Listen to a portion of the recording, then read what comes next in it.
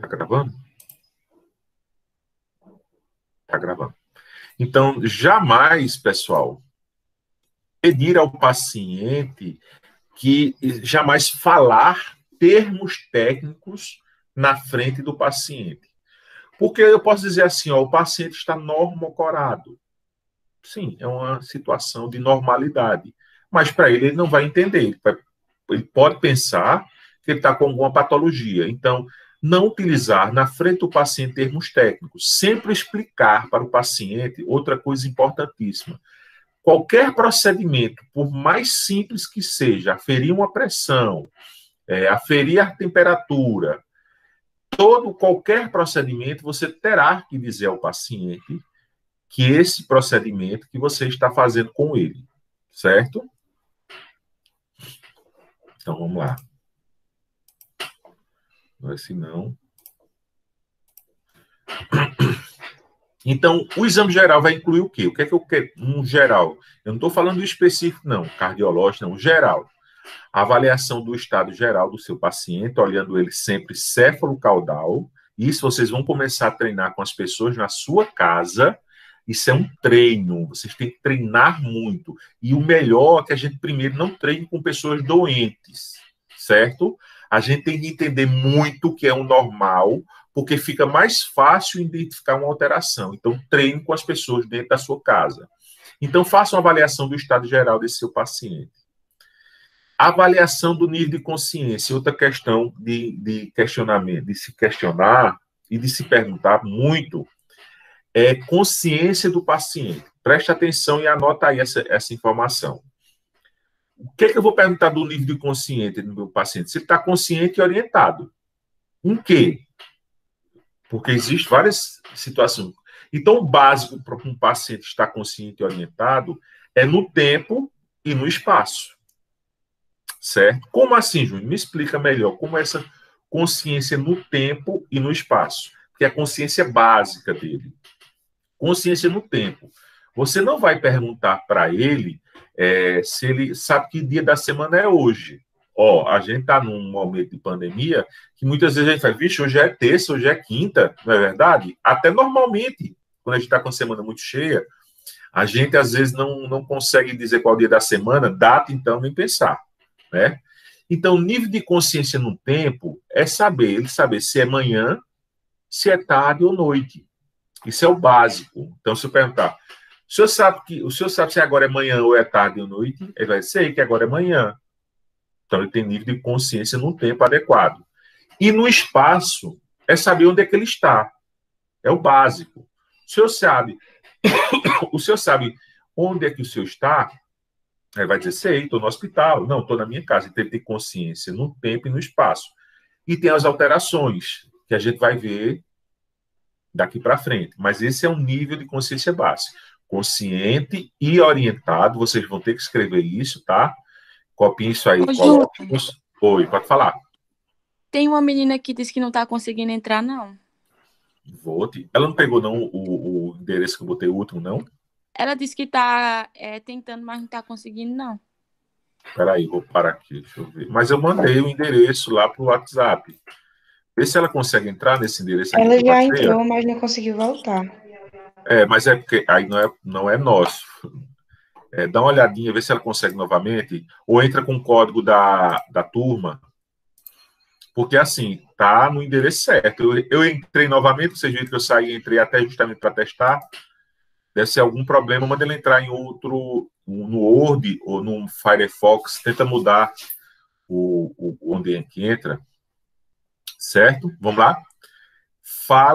Avaliação da fala em linguagem. Então, existem alterações.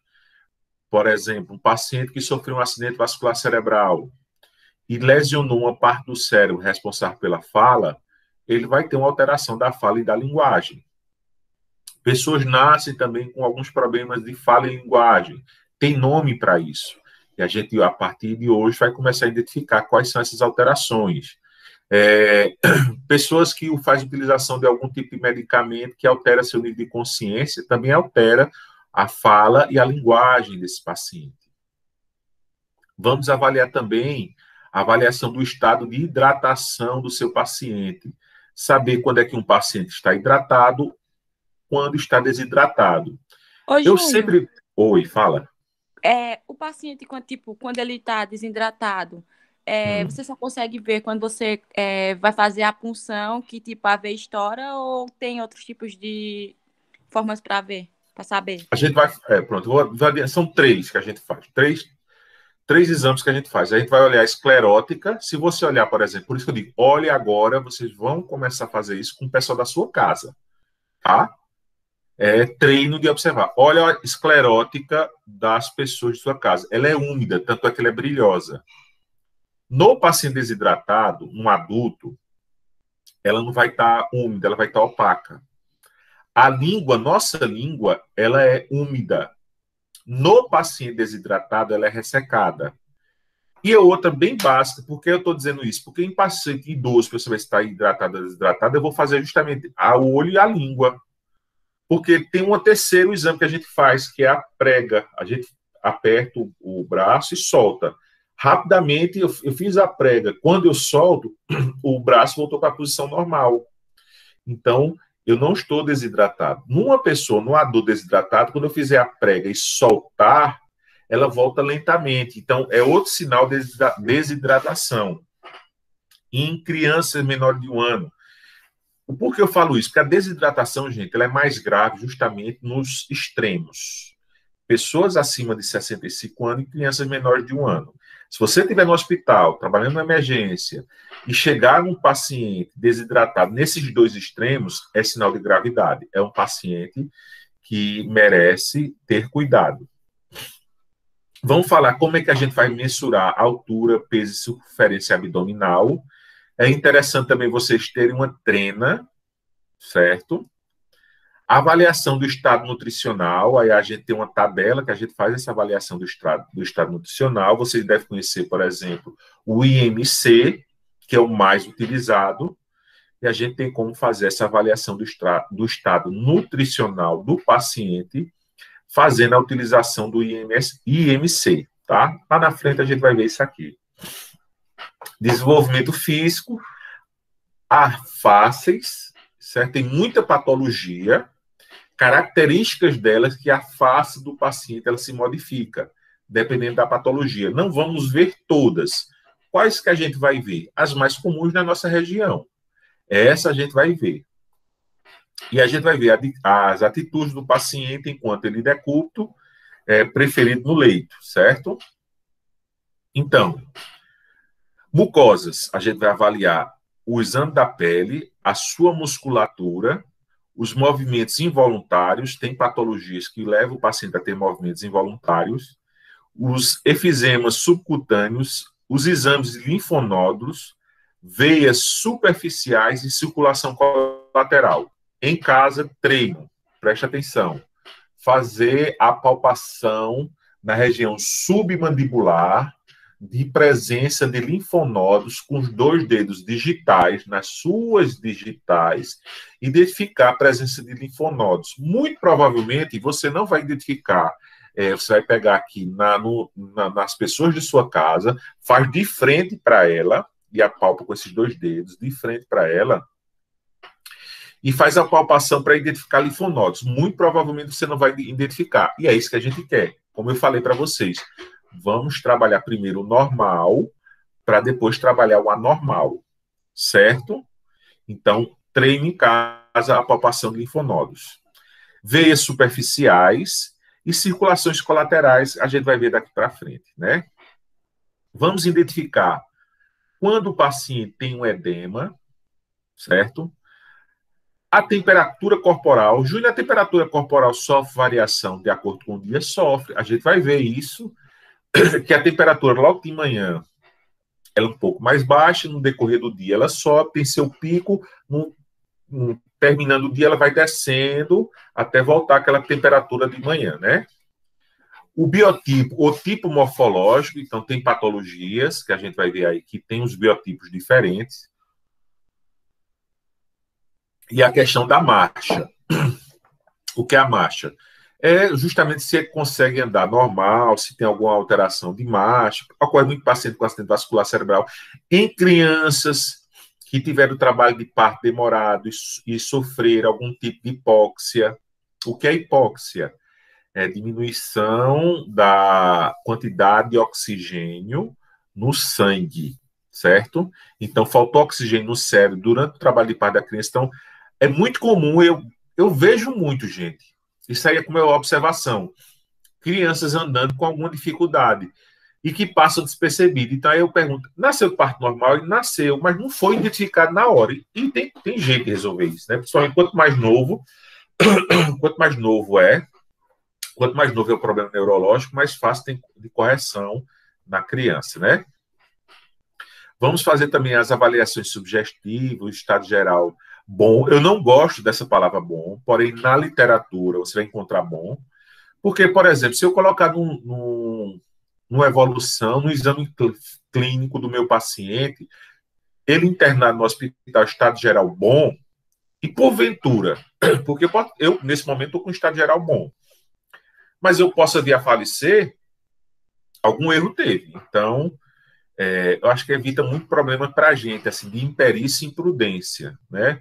Eu gosto sempre do estado geral regular, né? Eu gosto sempre de começar por aqui, estado geral regular, porque se está regular, ele está bom, né? Principalmente no hospital, porque se ele estivesse no hospital, ele não estaria bom, estaria em casa, não é verdade?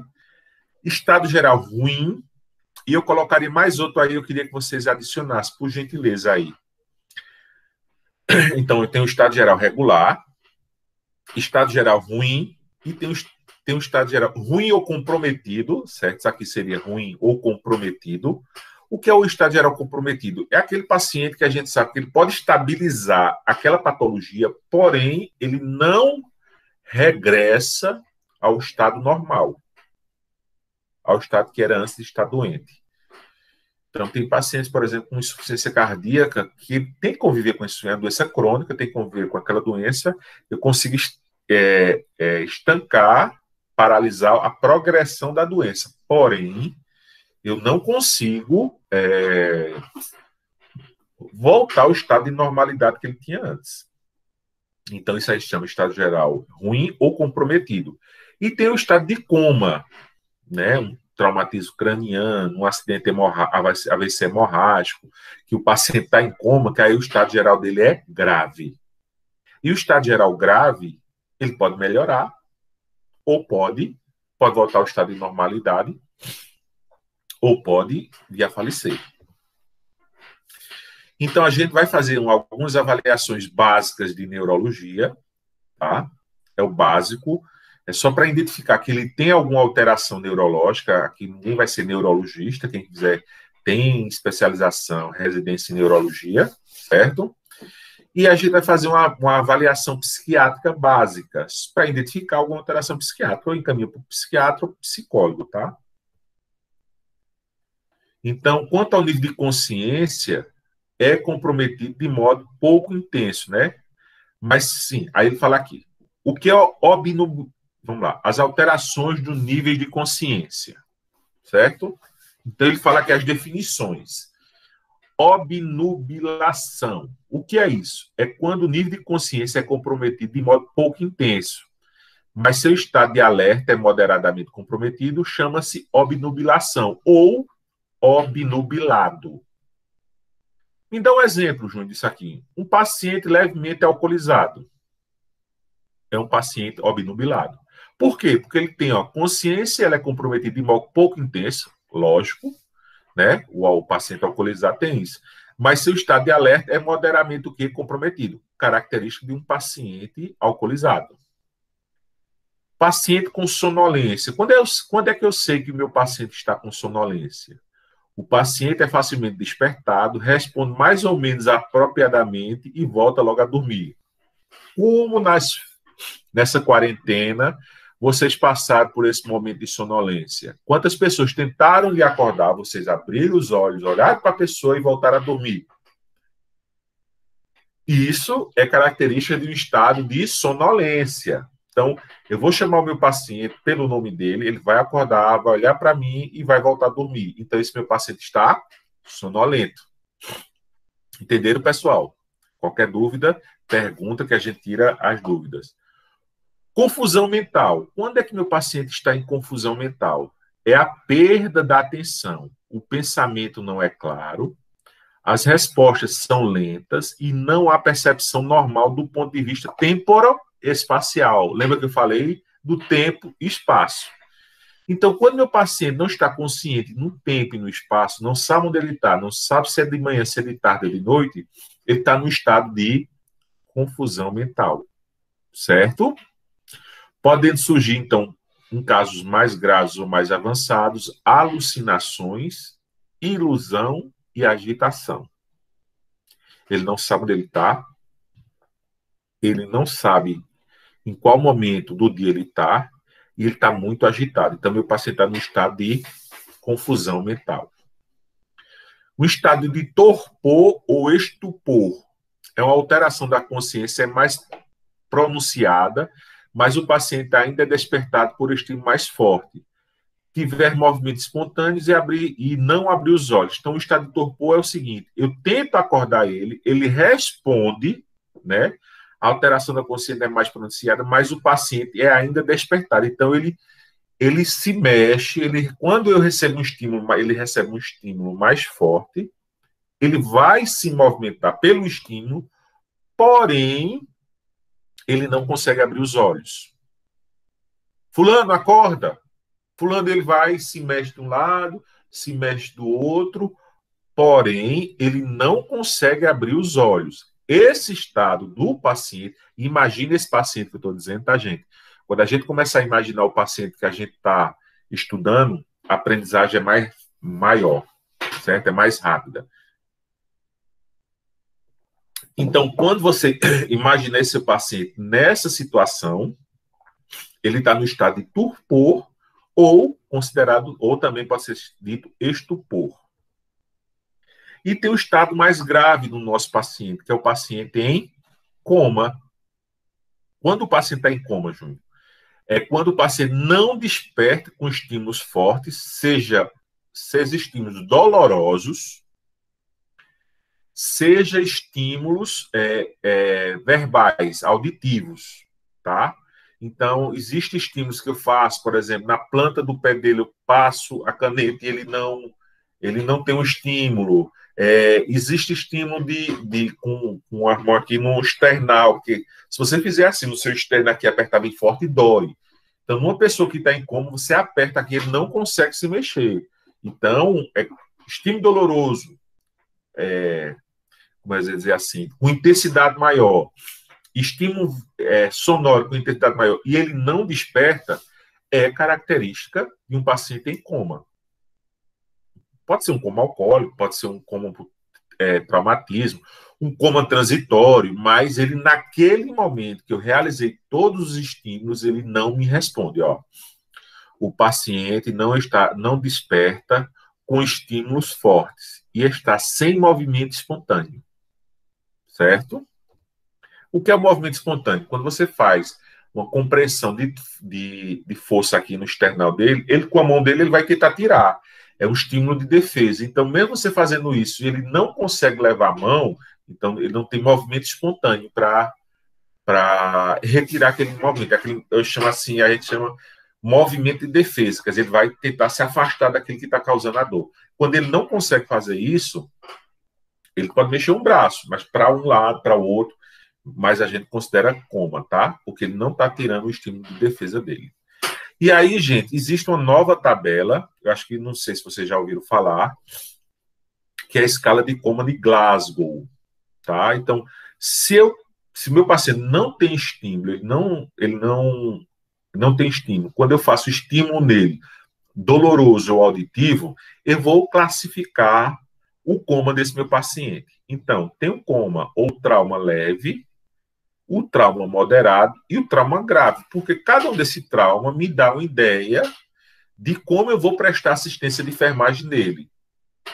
Essa nomenclatura é nova, tá? Essa pontuação foi atualizada há pouco tempo, então, e eu geralmente peço em prova.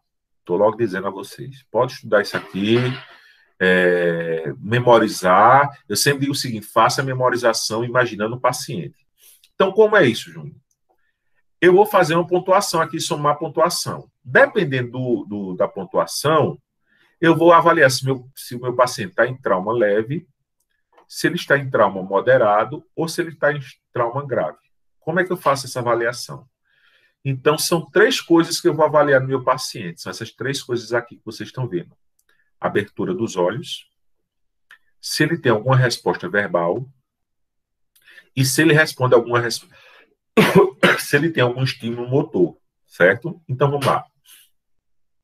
Se eu peço para ele abrir os olhos e ele abre espontâneo, a pontuação é 4. Se eu peço para abrir os olhos e ele não abre, a pontuação é 1. Entenderam? Se eu faço uma pergunta para ele, seu fulano, como é seu nome? E ele me responde, a pontuação é 5. Se ele me responde de forma desorientada, é 4. Se ele responde e eu não entendo o que ele me diz, é 3. Se ele só balbucia, não responde nada, é 2. Quer dizer, só sai a sonorização. Porém, é incompreensível identificar qual é o som. É 2. E se eu pergunto qualquer coisa a ele não me responde, é 1. Se eu faço um estímulo, como eu falei para vocês aqui, no externo do meu paciente, e ele automaticamente leva a mão lá, existe outro estímulo na planta do pé. Porque quando eu faço assim, meus artelhos fazem assim, quer dizer, se afasta. Se eu faço assim no pé e meus artelhos se abrem, é um sinal de uma decelebração, é um sinal de uma lesão no cérebro. Certo? A gente vai ver esses estímulos. Mas vamos lá. Se eu fiz um estímulo external nele, de dor, e ele vai com a mão aqui e tira a mão, é 6. Se ele vai só com a mão e localiza, certo? É 5. Se ele só faz um movimento de retirada, ele se afasta, sem levar a mão, por exemplo, ele vai tentar se incomodar e vai se afastando assim, é 4. Se ele tem se você estimula e ele só mexe o corpo, não se afasta, não leva a mão, certo? Ele só tem um movimento do corpo, é 3. Se ele tem uma extensão anormal, quer dizer assim, ele vai hiperestender assim, como se fosse forçando para você fazer assim, empurrar, ele estivesse empurrando bem para você fazer a dor, e isso é um sinal grave, que é um sinal aqui, ó, de decelebração, é 2. No pé a mesma coisa, ó. Se ele está em coma e eu faço assim e ele faz assim, é sinal de, ó, flexão normal, que é isso aqui. O normal no pé, quando você fizer assim, ele fizer assim com os dedos do pé. Então, ele está no grau 3. Se eu fizer assim na planta do pé com a caneta, ele fizer abrir os artelhos, né? Aqui, ó. Extensão, ele estende os artelhos dos pés, é anormal, é um sinal mais grave de decelebração. Mas se ele não faz nenhum, é 1. Então, vamos imaginar um paciente, tá? Aqui agora. Eu pedi para ele abrir os olhos. Ele não abriu. Aí eu fiz um estímulo doloroso nele. Aí, ao estímulo doloroso, ele abriu. Então, ele tem pontuação 2. Tá? Eu perguntei o nome dele e ele disse palavras que eu não... Ele me disse uma palavra, só que não tinha nada a ver com o nome. Nem dele, ele pode ter dito o nome de outra pessoa. Então, ele está aqui, ó. Palavras inapropriadas. 3. Então, aqui deu o quê? 3 mais 3, 6. E eu fiz o estímulo de dor ou da planta do pé. E ele juntou os pés. Certo? Os artelhos. Então, tem mais 3. Então, 3, 6, 9. Então, a pontuação dele deu 9. Se ele deu 9, ele está num trauma moderado. Muito provavelmente, na prova, eu vou contar uma historiazinha e vou perguntar a vocês que tipo de trauma é esse. Se é trauma leve, trauma moderado ou trauma grave. Certo? Dúvidas, pessoal? Não? Vamos lá. Não. Pronto. E aí, a gente vai ver agora as alterações da fala. Tá? Eu vou falar desse aqui, a gente vai dar um intervalozinho também, mais de 15 minutos para voltar. Alterações da fala. Né? Existem essas alterações aqui. Ó. Existem outras, mas eu peguei as mais comuns que provavelmente a gente vai ver mais na prática da gente dentro do hospital. A disfonia ou A, de negação, afonia, é uma alteração do timbre da voz causada por algum problema do órgão afonador. A voz fica rouca ou fanhosa. Vou dizer assim, eu estou com a voz normal agora e de vez em quando eu posso ficar afônico, como é assim, minha voz fica rouca, de quase de som incompreensível. Aquelas festas que vocês vão, vocês gritam, ou, né? E aí, quando no outro dia quase não consegue falar, vai ficando rouca assim. Então, o paciente está afônico, certo? A alteração que eu mais gosto, a dislalia. Por quê? Troca a letra, como em crianças. Quem leu História em Gibi ou assistiu algum filme, a gente sabe que, por exemplo, que o Cebolinha, ele é dislálico, né? E troca o R, né? Pelo L. Pleto, né? Pleto, branco, né? Então, Cebolinha, por exemplo, ele é dislálico, porque ele troca a letra, e é muito comum em crianças, na fase que ele está ainda construindo, construindo as falas dele, né? A gagueira, ela é conhecida com o nome científico de disritmolalia. O que é? Ele não tem um ritmo na conversa, né? Ele para em uma determinada letra e fica repetindo aquela letra várias vezes até conseguir engrenar e falar a palavra toda. Neste caso de gagueira, a gente diz, o paciente é gago. Não, como é que você vai botar o paciente gago? O paciente não é gago, né? Ele tem uma disritmolalia, certo? Vocês veem que essas três aí que eu falei para vocês até agora, é muito comum a gente observar na vida normal da gente, em hospital. Disartria decorre de alterações do músculo, da afonação, incoordenação cerebrais. A voz é o que é arrastada. A disartria, gente, é muito comum em paciente que sofreu um acidente vascular cerebral que lesionou a parte do cérebro da fala. Então, provavelmente vocês já ouviram ou já viram alguém com problema de disartria, né? Disfasia é uma perturbação na elaboração cortical da fala. O paciente não entende o que se diz a ele, o paciente entende, mas não consegue se expressar. Ou pode ocorrer o misto. Como assim, Júnior? Você dá uma pergunta a ele e o feedback que ele dá é uma coisa que não tem nada a ver. Isso é um tipo de disfasia. Outro tipo de disfasia, certo? É eu fazer a pergunta, ele entender a pergunta, mas não consegue se expressar. Entenderam? Esse é outro tipo de disfasia, certo? Então, basicamente, são esses tipos aqui. E tem a disgrafia, é a perda da capacidade de escrever. Existe isso, Júnior? Você já imaginou você perder a capacidade de escrever? Tem um documentário neurológico bem interessante que ele fala justamente dessas alterações do cérebro que você perde essa capacidade de escrever. De escrever e de falar. Você sabe que fala, você sabe que escreve, mas você não consegue. É tão interessante, gente, que trabalha com a parte de hipnose, ele consegue momentaneamente bloquear determinadas áreas do cérebro. Tipo assim, a partir de agora você não vai conseguir dizer seu nome. Você não consegue dizer seu nome. E aí, quando você não consegue dizer seu nome, ele bloqueia aquela parte do cérebro momentaneamente para você não dizer seu nome. Então, você não consegue dizer, porque ele bloqueou a mensagem. Seu próprio cérebro bloqueou. E aí tem um caso muito interessante de um paciente que ele conta a história que ele foi fazer feira, acordou de manhã cedo, foi fazer feira nos supermercados, faz um tempinho já, bastante tempo, na verdade.